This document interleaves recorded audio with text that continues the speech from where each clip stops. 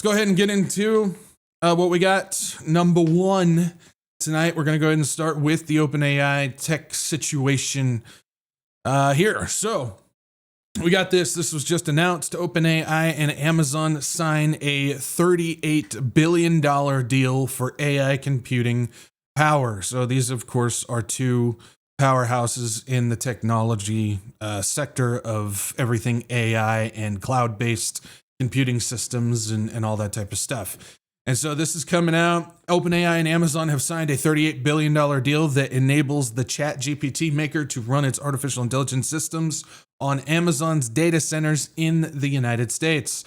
OpenAI will be able to power its AI tools using hundreds of thousands of NVIDIA's specialized AI chips through Amazon Web Services as part of a deal announced on Monday. And NVIDIA is another one of those big players, is the big player. They're like 4.3 trillion, something like that. They're the company, the big one. So before we go any further, we got to make sure we talk. Okay, so you have OpenAI here. Of course, we know them as ChatGPT, but OpenAI has been extensively advancing their power and their ability and their reach of their AI systems by signing deals with people like Amazon, NVIDIA, and several other large-scale companies, as well as having partnerships and tie-ins with people like Palantir and Broadcom and all these types of things. So what we're witnessing right now, when we see these deals continue to get signed by basically the same companies, is they're building a giant web, centralized web between them.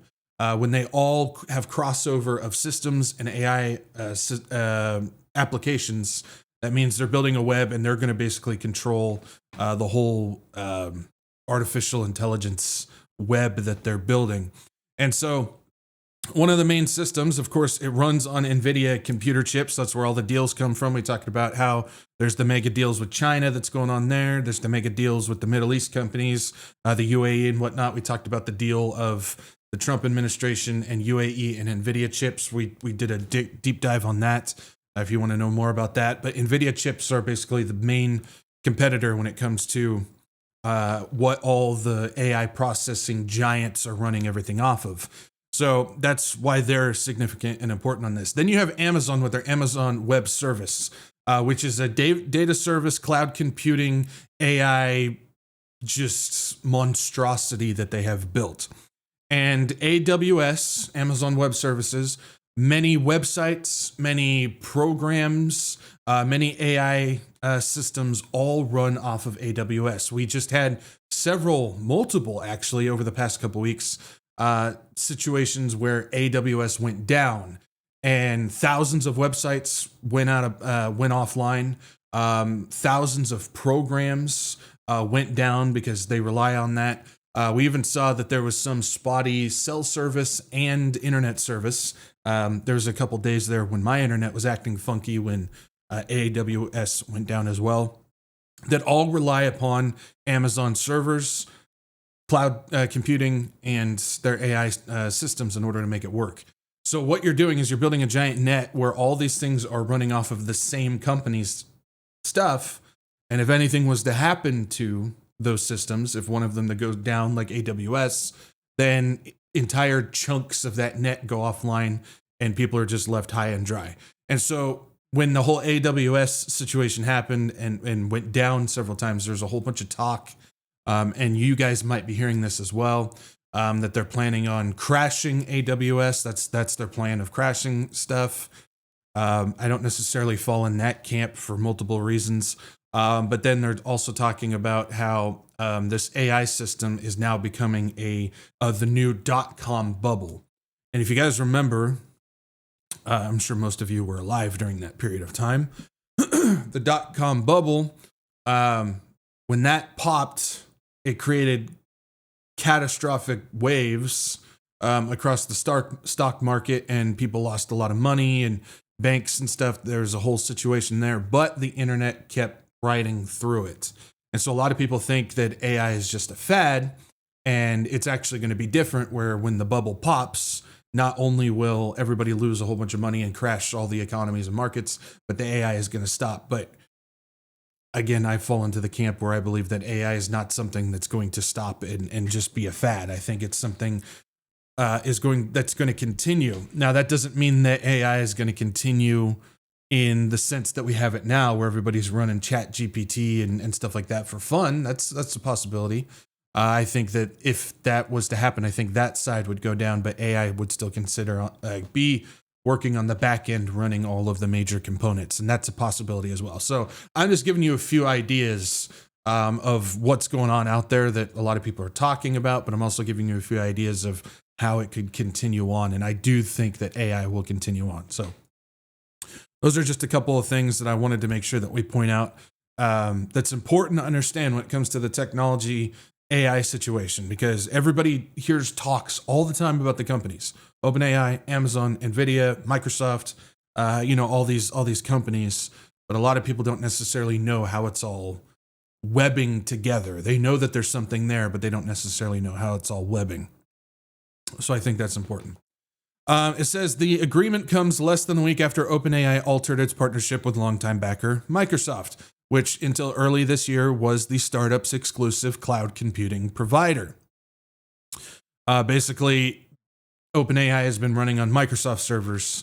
Now they altered that deal, signed another deal with Amazon, and so OpenAI is now running on both Microsoft and Amazon servers. That's what that means. Says the rapid advancement of AI technology has created unprecedented demand for computing power, Amazon said in a statement Monday. It said OpenAI will immediately start utilizing AWS Compute as part of its partnership, with all capacity targeted to be deployed before the end of 2026 and the ability to expand further into 2027. So basically what they're saying is this deal that they have struck is going to be in full power by the end of 2026, and then they'll be able to expand it further from there going forward. And so some of the deals have raised investor concerns about their circular nature, since OpenAI doesn't make a profit and can't yet afford to pay for the infrastructure that its cloud backers are providing on the expectations of future returns on their investment. And so this is that open in a closed loop thing that I named this thing off of, because OpenAI is not making any profit, but yet they continue to sign just hundreds of billions of dollars worth of contracts with other companies to gain access to the computing power. How on earth are they paying the contracts if they're not making any money? Where is the money coming from? Yes, they have investors that are pouring money into this company, into the system that they're building. But if you're signing out contracts like that, you got to be getting some type of return back in order to pay for it, but they're not. And so this is where that whole web situation comes in, where you have OpenAI that's signing deals with Microsoft, and Microsoft is signing deals with NVIDIA, which NVIDIA then signs a deal with OpenAI. OpenAI signs a contract with NVIDIA. NVIDIA signs a contract with Microsoft. And it's just this web of them just passing contracts back and forth, but where's the money at? There doesn't seem to be any money that's actually going back and forth between these companies. So where is the money coming from to pay for the system that they're building?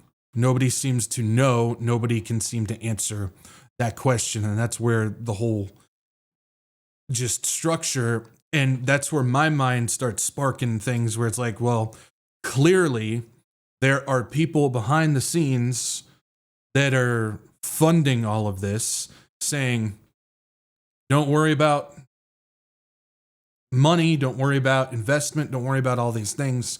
We're going to go ahead and just keep this thing running. You just do what you need to do, build the system ahead of time, and then we have plans for that future system.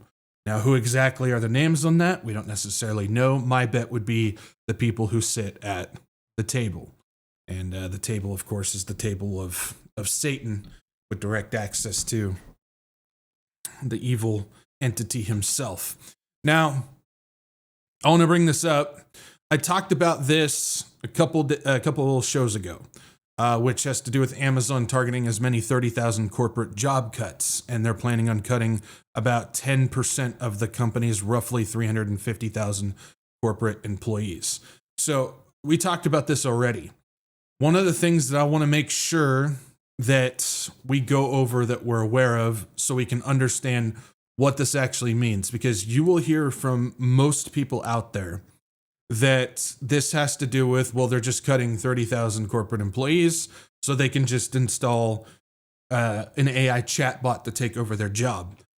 Now, in essence, while that may be true to a certain extent, I'm sure a lot of these people that are going to be fired will be replaced in some type of capacity, whether it's another human being or a task assigned to an AI system. That's not really the key aspect of what this means. Again, we talk a lot about the AI takeover that's taking over the jobs and everything. But the significance of the Amazon one, especially with what we're talking about when it comes to the AI web that they're building and the AWS system, is the fact that it's the financial margins of Amazon itself. When you think Amazon, the first thing that pops in your mind, probably for 98% of the people, is I can buy stuff there.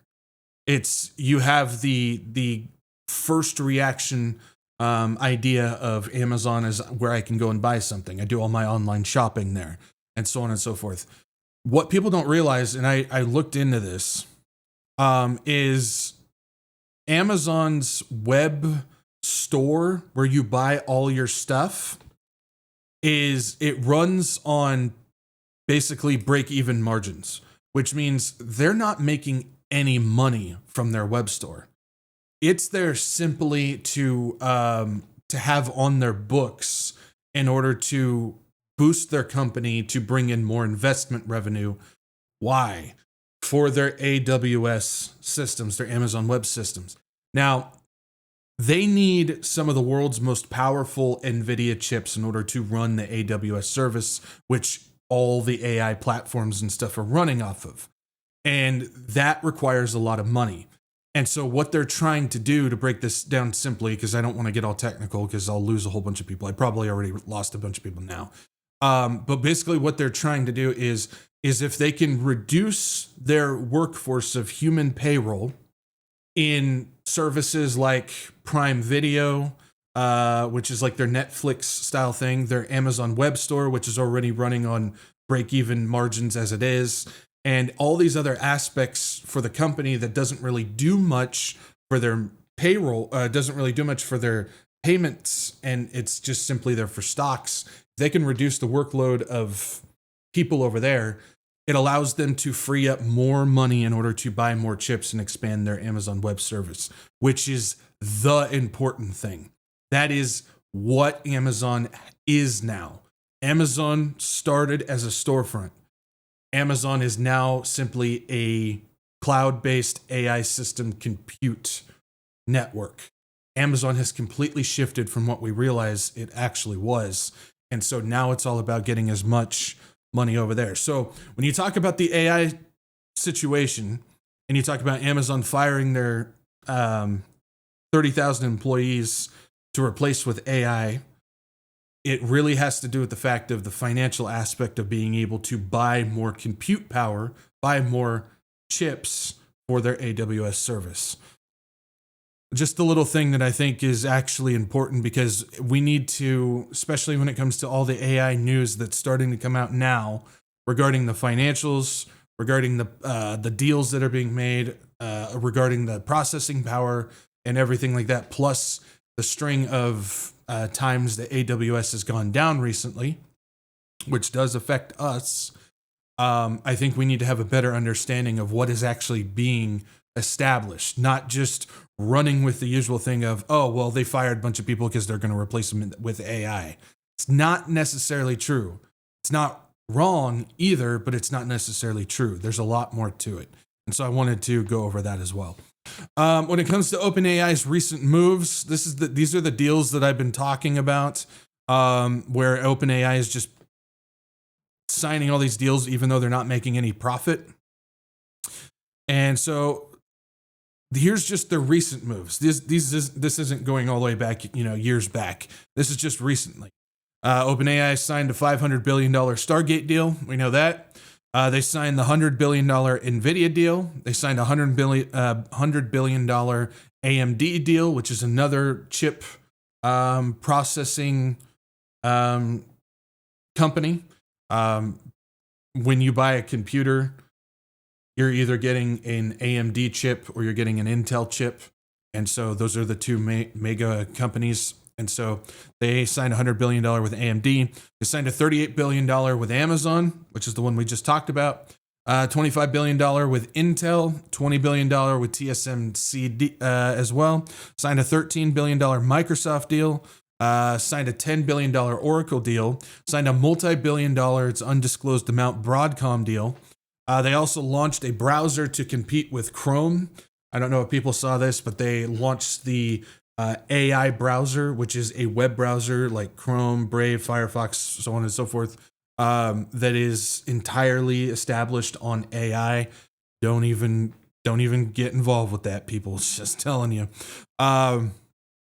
They also became the world's most valuable private company. Think about that. OpenAI has become the world's most valuable private company, even though they don't make money. There's somebody fueling them from behind. That's the only way that they would get to that position. And OpenAI is also considered a $1 trillion IPO is going to be considered to be a $1 trillion IPO by 2027, continuing their valuation to move up. All of that signed, not making a dime. This is all deals where they're passing money to these people. They're sending the $500 billion or the $100 billion to NVIDIA, sending the $100 billion to AMD, the $38 billion to Amazon. They're the ones sending all that money out, but they're not making any money.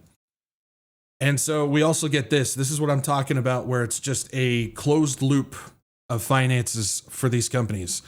It's pretty much 7 companies just passing money to each other.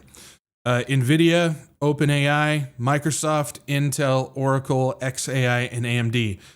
All the little lines that you see are all deals of these companies sending money out to those companies, and those companies sending money back to the other companies. So NVIDIA is making all these deals with these 6 other companies, and those 6 other companies are making deals with NVIDIA.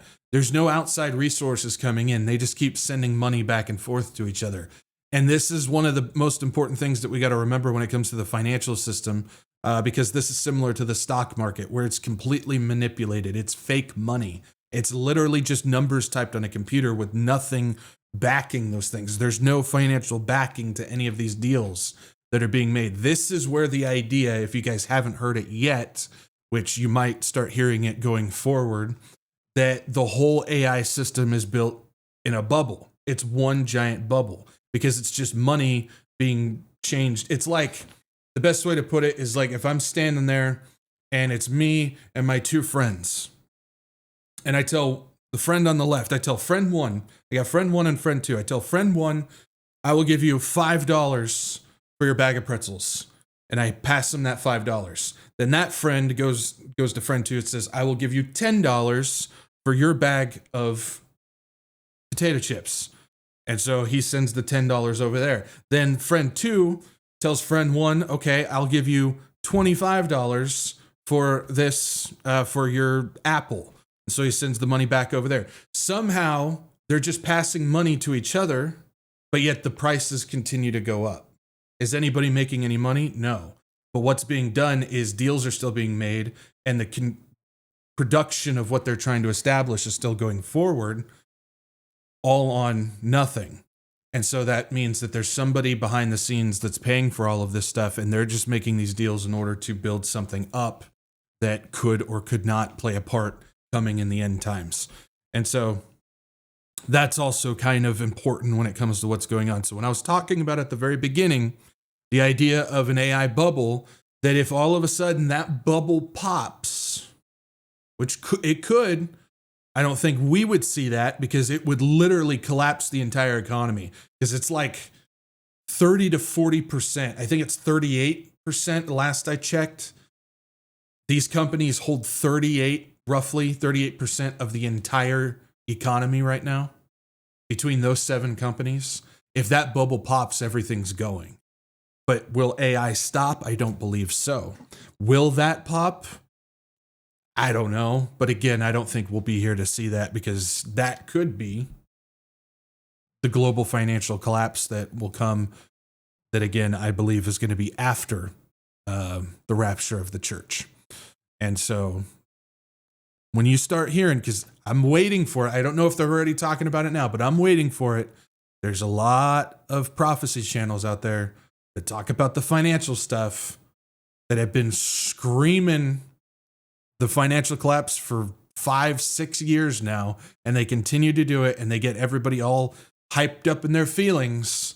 And if they haven't started talking about the AI bubble yet, they're going to. I know they will, because that's a perfect clickbait thing for them to do, to get a whole bunch of people in their sensationalist, emotional mindset. So just want to bring that up on that as well. Okay, so sticking with Amazon, we also have this. Introducing Blue Jay and Project Luna, Amazon's latest robotics and AI technology for its operations. Designed with Amazon's frontline employees in mind, these innovations reduce repetitive tasks, improve safety, and boost productivity while speeding up delivery. So basically what they're saying is, for the benefit of our workers, we're going to bring in robotic replacements. That's basically what they're saying, is for the benefit of our workers, we're going to bring in robotic replacement. And so Blue Jay and Project Luna. And so here's part of it. It's basically machinery that goes, collects, and totes packages and items and so on and so forth. It says Amazon's newest operations technologies include Blue Jay, a system coordinating multiple robotic arms, and Project Luna, an agentic AI model helping operators make more informed decisions. Blue Jay and Project Luna work alongside operation employees to create safer and more efficient workspaces. These advanced innovations build on several recent AI and automation breakthroughs for operations like Vulcan and Deep Fleet. Because every time we innovate across Amazon's operation network, we start with a simple question: how can we make work safer, smarter, and more rewarding for our employees? I'm not buying that for a second. If you're one of those people that believes when Amazon innovates across their whole network, the first and only question that they ask is, how can we make it safer and smarter for our employees? I'm not buying it. If you've heard any of the news over the past 10 years regarding how Amazon treats their employees, you would know that that's not true. Now, I know there's several people who work at Amazon. And again, I always like to remind people, if just because you haven't necessarily had that experience doesn't mean that that's not what's actually happening in reality. And so I know that there's some people who work at Amazon who watch me that absolutely hate their job and they're treated like trash. And I know that there's some that love their job and they're treated great. So, no, that's not even close to what's going on. Just ahead of this year's busiest shopping season, 2 new systems, Blue Jay and Project Luna, help answer that question. These systems combine robotics and AI to reduce physically demanding tasks, simplify decisions, and open new career opportunities for the employees to keep Amazon moving, which, again, that doesn't make any sense either. We're going to replace you, but we don't have any other position for you. So, yeah, that's not really opening up career opportunities. So if we jump down, it says Blue Jay is an extra set of hands that helps employees with tasks that involve reaching and lifting. It's a next-generation robotic system that coordinates multiple robotic arms to perform many tasks at once, collapsing what used to be 3 separate robotic stations into one streamlined workspace that can pick, stow, and consolidate in a single place. It's just more and more of robotic arms just moving around, doing the job of a human.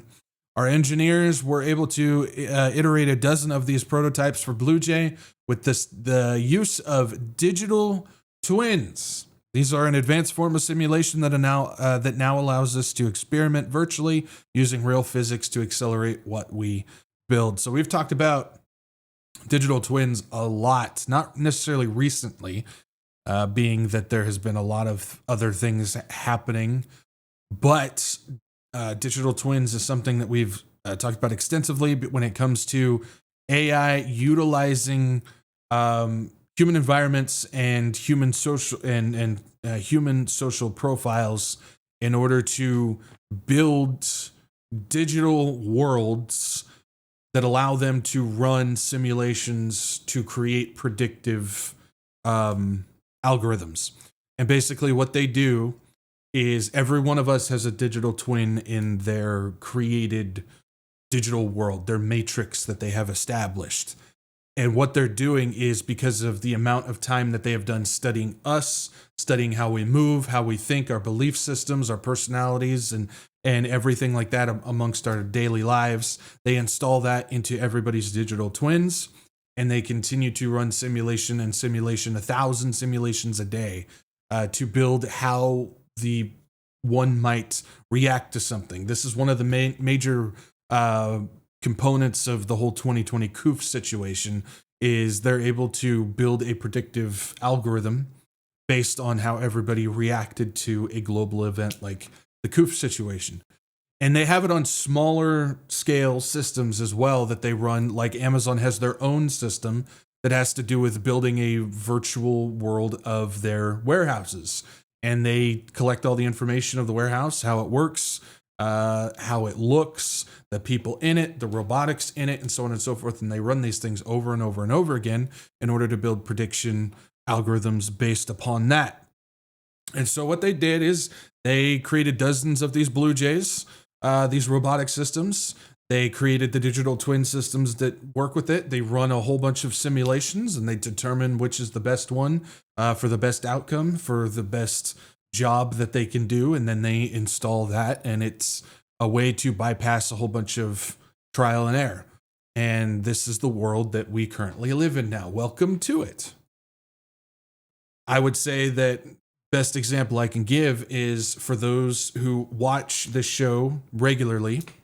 You all know the time that we begin, about how long we go through this, and so on and so forth. Well, the AI knows that as well. It's gathered that information from your life and has applied it to your digital twin. So when they run simulations, when it comes to Tuesday or Saturday at a certain time, your digital twin during those simulations will most likely be at your computer, on your phone, whatever, however you watch, at your TV, watching this podcast. Just like my digital twin would be me sitting at my desk hosting this podcast. And that is being run through a digital AI simulation as we speak.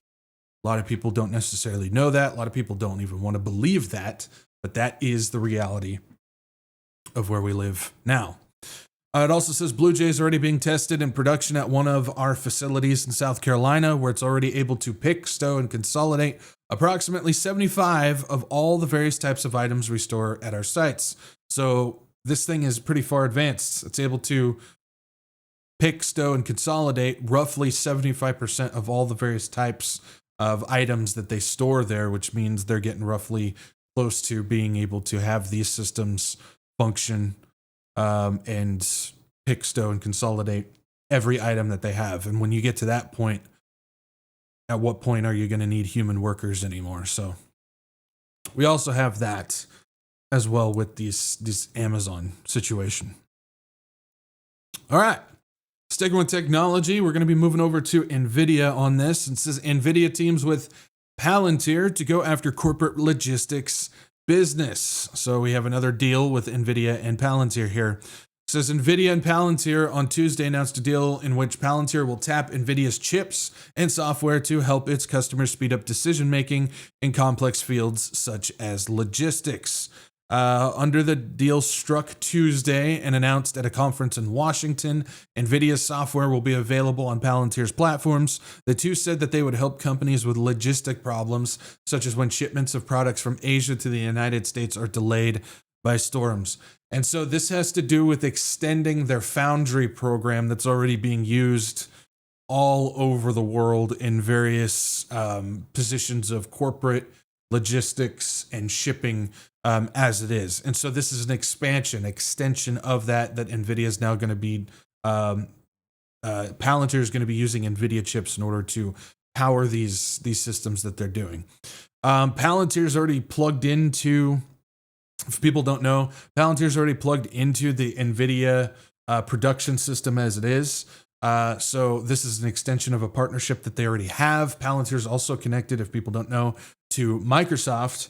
Everybody's computers and stuff like that are all running through Palantir data sets, and they're gathering information and applying it to their centralized AI file system that they have. So this idea of being able to hide from Palantir is not an option anymore, as we know that there was the mega deal that was struck earlier with the United States government to build a centralized data server that Palantir will run.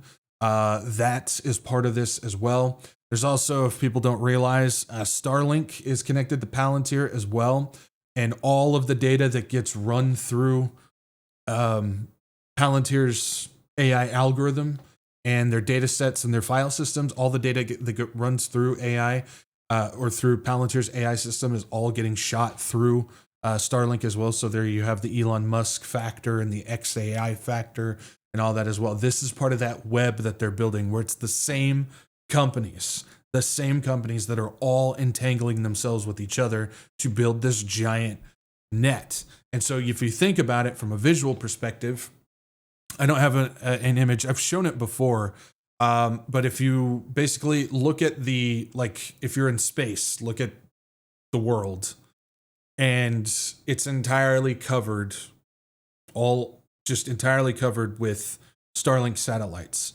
I think they're at I haven't checked this in about a year actually, but the last I checked, it was 80 something % coverage of the world. I'm sure it's more than that now. But if you think about it, the entire world is covered in Starlink satellites, which means they cover the entire world. All the information that Starlink is gathering or is being passed through Starlink is also getting passed through Palantir's data system. Everything that Starlink is collecting goes through Palantir. Now, I can't verify this, but I'm sure most of what is going through Palantir is getting passed through Starlink as well. Again, I still hold, and I've had this idea for multiple years now, I still hold that there is a brand new net. It's similar to the internet, but it's a much different system. I don't necessarily know how to describe it, that is being built for the future, for the end time system that's going to run through Starlink. I think there's something about how they're connecting everything through these new satellites that they can take down the internet, and there will be something else there that they can use for whatever they want to. I don't think it's going to be a free thing that like we have now. I think it's absolutely going to be something for the future. I don't necessarily know how to describe it. I don't necessarily know how to explain it to you guys. I think you kind of understand what I'm trying to say on that. But so that's another element to all this that I wanted to put forward. So NVIDIA, another one of those big companies. They're the centralized $4.3 trillion company that's passing out deals with all the other companies. They're also working with Palantir.